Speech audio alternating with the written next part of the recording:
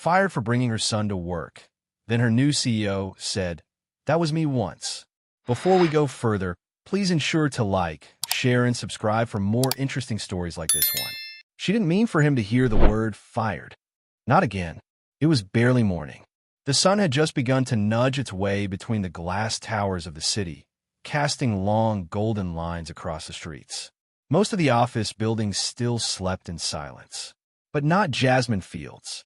She moved fast but quietly, one hand balancing her lukewarm coffee, the other gripping Eli's small, trusting hand. The boy was groggy, hoodie slipping down over one eye, his tiny sneakers scuffing against the polished floor. They slipped in through the side entrance Jasmine had memorized for moments like this. Moments when there was no backup plan, when the babysitter canceled, and when calling in sick wasn't an option. The hum of fluorescent lights welcomed her back to the cubicle maze she knew too well. She guided Eli to the corner, helped him crawl beneath her desk, and handed him his worn tablet. "Volume low," she whispered. "No kicking the cables, okay?" He nodded, curling into the quiet shadows like he'd done before. Jasmine sat up, adjusted her blouse, and forced her face into something between professional and invisible. The screens flickered awake. Her fingers flew across the keyboard, typing emails before her heart even slowed. Her eyes darted to the time. She had 2 hours, maybe 3 before anyone important walked in. Long enough to pretend this wasn't happening. Long enough to hide the truth again. But time doesn't wait for desperation to pass. By 8:47 a.m., the office started breathing. Doors opened. Laughter spilled from the hallway. The scent of burnt espresso drifted across the bullpen. Jasmine kept her head down, her ears tuned to the sound of Eli's breathing beneath the desk. Still sleeping. Still safe. Then came the voice. Is that a child under your desk?" The words hit like a slap. Jasmine froze. A single keystroke hovered in midair. Her supervisor stood behind her, eyebrows raised, voice clipped. The kind of voice that didn't ask questions, it issued consequences. Behind her, the office buzz fell into a hush. Jasmine turned slowly, her heart pounding in her throat. Eli stirred. She began, already knowing no explanation would be enough. The supervisor's eyes narrowed. "Jasmine, this is a workplace. You know the policy." "I didn't have a choice," she said, her voice low but steady. "Daycare wouldn't take him sick. The sitter bailed. I can't." Her throat tightened. "I couldn't leave him alone." The supervisor folded her arms. "You should have stayed home. I would have lost the job." Now everyone was watching. Heads poked above cubicle walls. Keyboards had gone silent. Phones rested in idle hands.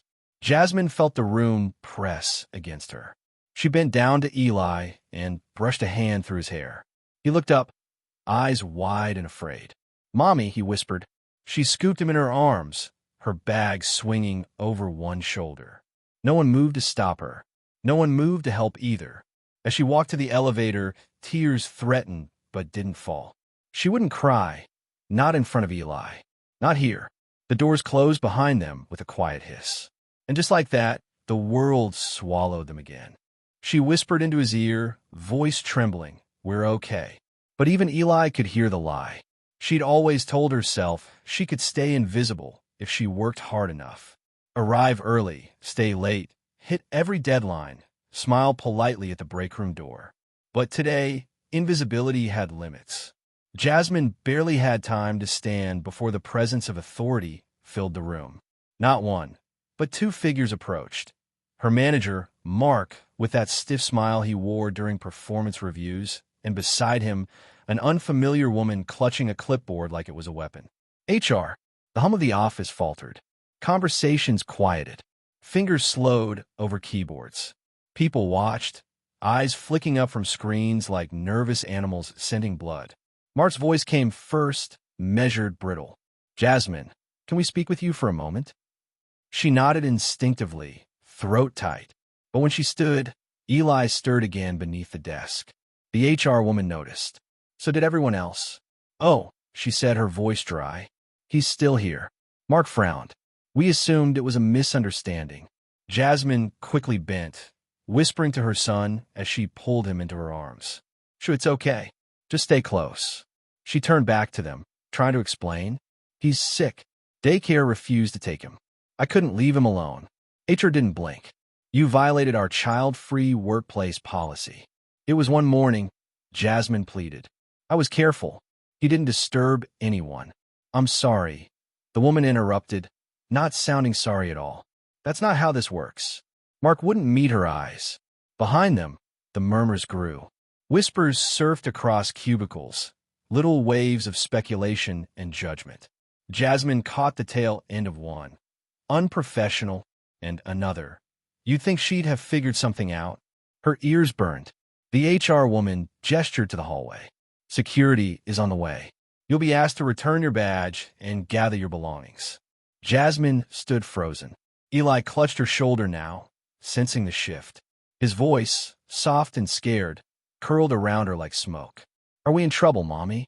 Her heart cracked. No, baby, she said, forcing a smile that didn't reach her eyes. We're just going home. She reached for her bag with one hand and lifted Eli higher with the other. Her back ached. Her pride ached more. Then she walked. The distance from her desk to the elevator was only a few yards, but today it felt endless. Stares followed her. Some coworkers turned away, pretending to focus on screens. Others looked openly, not cruelly, just distant, afraid of saying the wrong thing, afraid to be associated. No one offered help. No one offered comfort. Even the elevator seemed to take too long. When it finally opened, Jasmine stepped in with trembling legs and a whisper of dignity. Eli's small hands wrapped around her neck. He didn't cry. He didn't speak. He just rested his head on her shoulder like he had when he was a newborn, when the world had been nothing but heartbeat and warmth. As the doors closed, she whispered again, more to herself than him. It's okay. I'll figure something out. But even she didn't believe it. Outside, the city waited like it always had, loud, indifferent, hungry. The only thing she had left was the boy in her arms. And he was watching. The apartment door closed behind them with a soft groan, as if even it was tired. Jasmine exhaled, setting Eli down gently. The boy didn't complain. He just curled up on her thrifted couch, a crayon still gripped in his hand like it had something important to finish. The room was quiet, save for the rhythmic dripping of the leaky faucet. One overhead bulb had burned out, so the only light came from the hallway, flickering like a dying star. Their world had shrunk into a single room, filled with more questions than answers. She moved on instinct, bags down, shoes off, water on. The last of the pasta boiled quietly while she stood barefoot in the kitchen, shoulders sagging under the weight of the day. No tears. Not yet. She couldn't afford them. Dinner was simple. Eli barely touched it before falling asleep again, a noodle still on his plate, his breathing deepening. Jasmine kissed his temple and whispered, I've got you, like a promise she didn't dare break. Then she opened her laptop. The glow was harsh in the dark, but she needed it. She typed fast, not because she was confident, because she was terrified. Customer service, remote assistant, data entry, anything that would let her stay near Eli. Each job post demanded something she no longer had. Availability, transportation, reliable childcare. And then, her least favorite phrase, must not bring personal distractions to work. Her fingers hovered above the keys. She kept going. She filled out forms until her name felt unfamiliar. She attached the same battered resume again and again, tweaking words like it might unlock a different fate. Her stomach growled. She ignored it. Around her, the night pressed in. Cars passed outside. A neighbor's baby cried through thin walls. And still, Jasmine typed. With every line she filled, guilt curled tighter around her chest. Eli deserved better than this. Better than microwaved leftovers and quiet desperation. She glanced at him.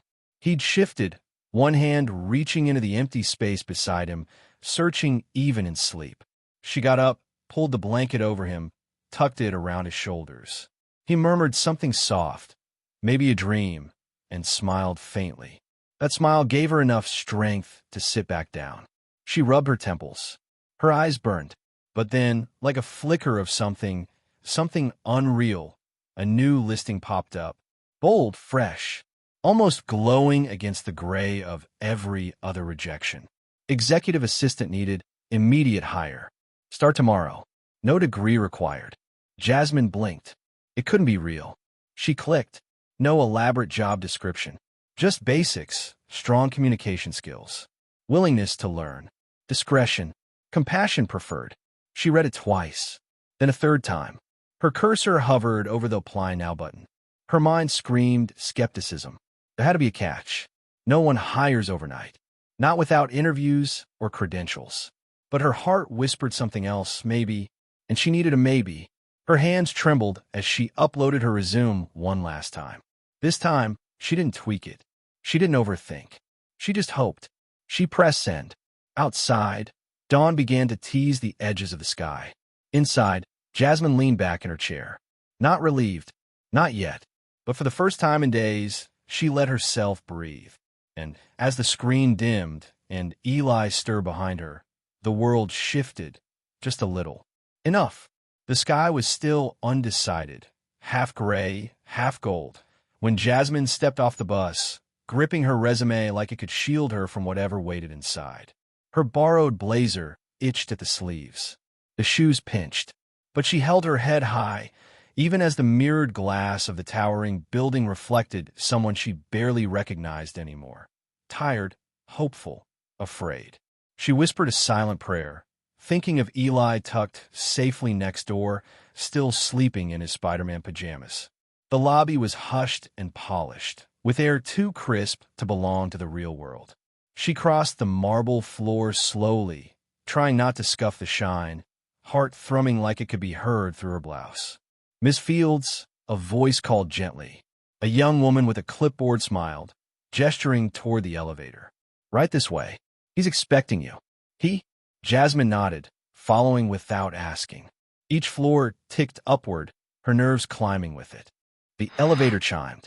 They stepped into an open-plan office flooded with morning light.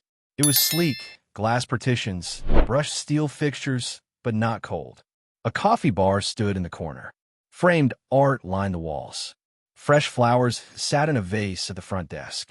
Luxury, yes, but intentional. Someone cared about how this place felt. Right through here, the assistant said, opening a heavy door to a conference room. Jasmine stepped inside and froze.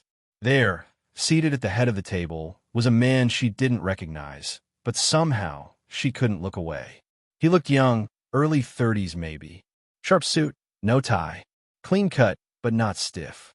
Calm, controlled, confident. Julian Ross. He stood slowly. Ms. Fields, he said. Not coldly, not formally, almost kindly. You made it. Jasmine opened her mouth, but nothing came out. Julian didn't reach to shake her hand. He simply studied her face as if trying to remember something. Then he gave a soft smile that didn't quite reach his eyes. I believe in second chances, he said. That's why you're here. She blinked. I don't understand. You picked my resume. He nodded. But you don't know me. Julian turned, walking toward a shelf at the far end of the room. He picked up a silver frame and held it for a second, silently. Then he turned around. The photo was old, worn at the corners.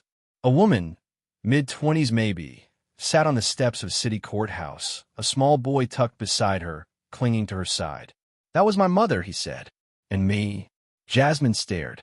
Julian continued, his tone steady. She got fired for bringing me to work. Twice. Said there was no one else. No choice. I remember what it felt like to hide under a desk. I remember what it felt like to be told she wasn't professional enough to deserve dignity. Jasmine's throat tightened. She worked nights cleaning the same offices that wouldn't hire her in the day, Julian said quietly. And when I took over this company last month, I told HR, if I ever see a woman's resume and it says she has a child and needs work, especially if she was let go for doing what she had to do to survive, put on my desk. He placed the photo back. I can't change what happened to her, he said, turning to Jasmine. But I can change what happens now. She didn't know what to say, so she simply nodded. And Julian gestured to the seat beside him. Let's get to work. Jasmine had become the pulse of the office. If someone needed a deadline met, she already had the file in hand. If a meeting ran long, she'd booked backup rooms before anyone asked.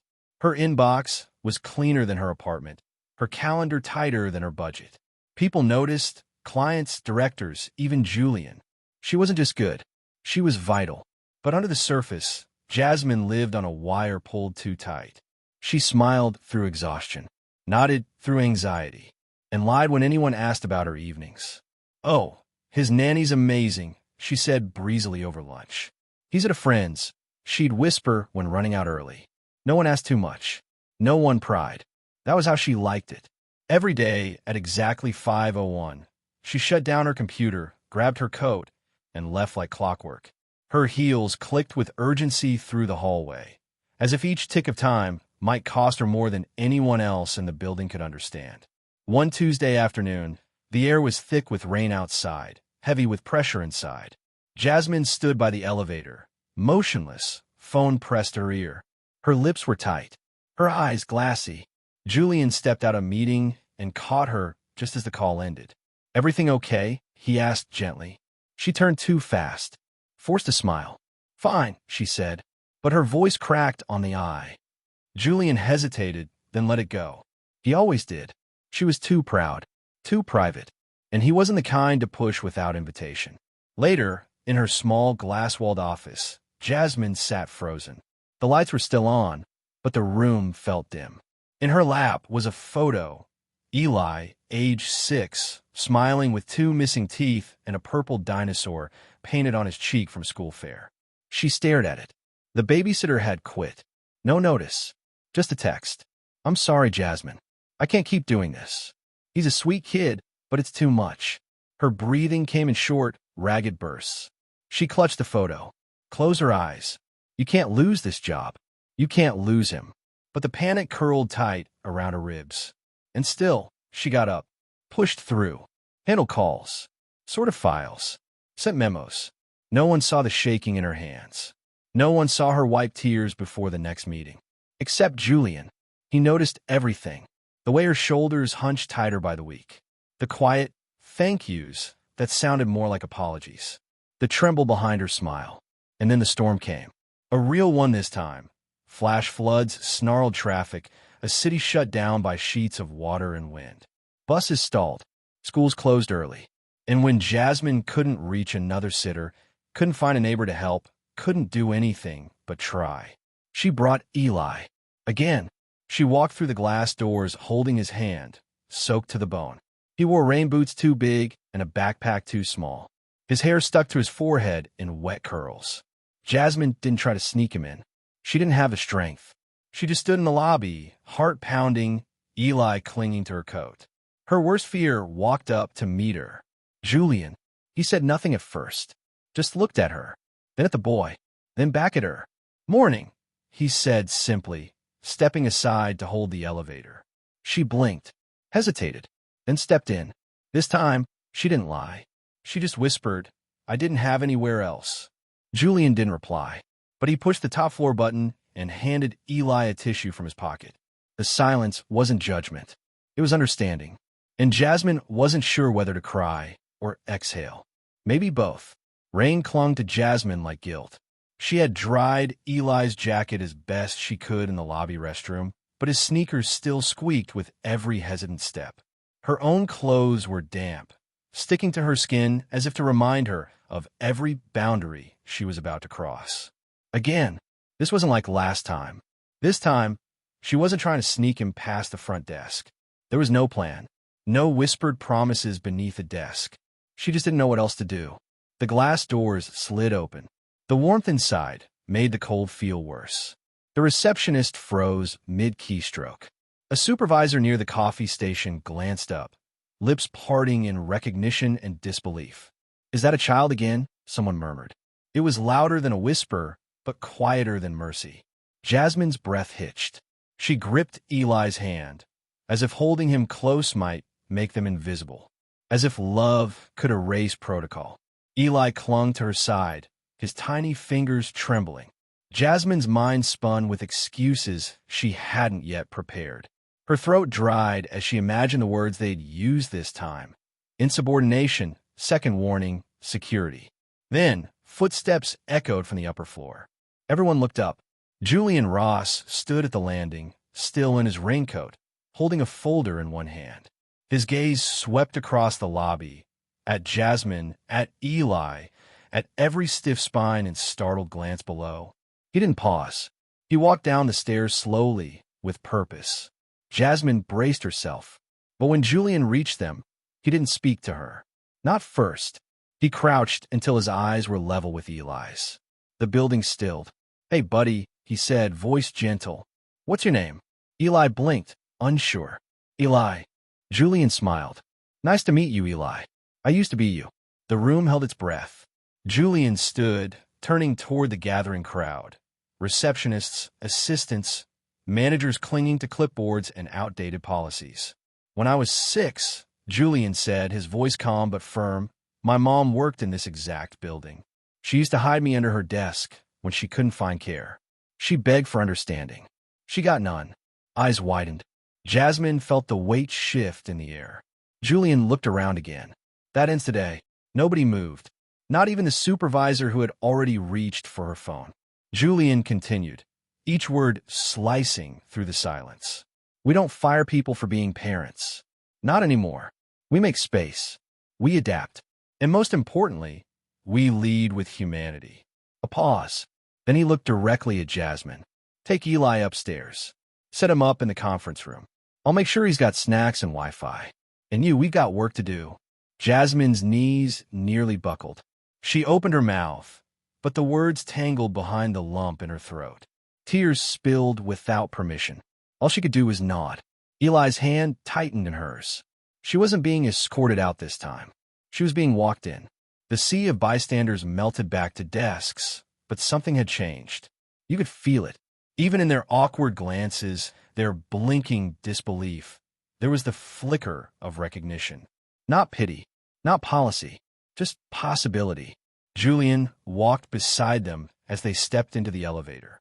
Eli looked up at him. "You really hid under desks, too?" Julian chuckled, tousling the boy's damp hair. "Yep, and I still turned out okay." Jasmine finally exhaled. For the first time in weeks, the weight didn't vanish, but it shifted, lightened. And as the elevator doors slid closed, she realized something. This wasn't just about being seen anymore. It was about changing what people saw. The Monday after the storm, everything looked the same on the surface.